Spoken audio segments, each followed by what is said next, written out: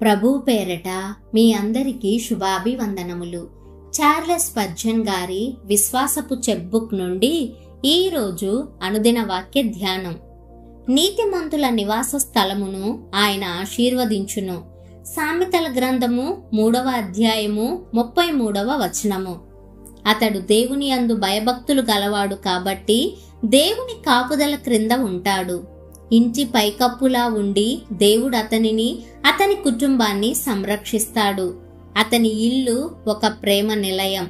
అది ఒక పరిశుద్ధ శిక్షణశాల, పరలోకపు వెలుగునిచ్చే స్థలమది. ఆ ఇంటిలో కుటుంబ ప్రార్థన ఉంటుంది. ప్రతిరోజు ఆ కుటుంబం మధ్య దేవుని నామం గణపరచబడుతుంది.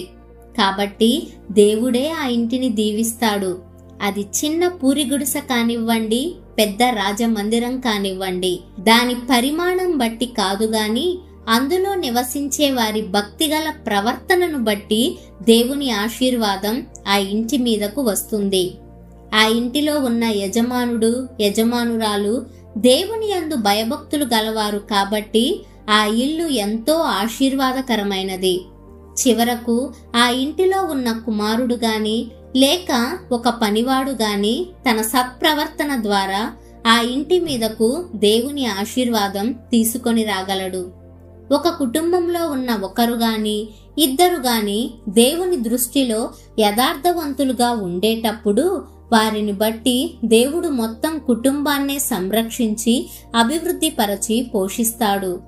ఆ ఒకరు లేదా ఇద్దరు దేవుని కృప వలన యథార్థవంతులుగా ఉంటారు.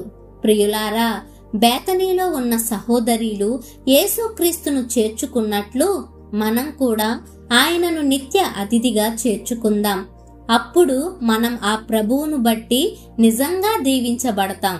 మన వ్యాపారంలోనూ, ఇతరులకు తీర్పు తీర్చే విషయంలోనూ, ఇరుగు పొరుగు వారితో మనకు కలిగిన సంబంధ బాంధవ్యాలలోనూ, మన వ్యక్తిగత ప్రవర్తన విషయంలోనూ న్యాయంగా ఉందాం.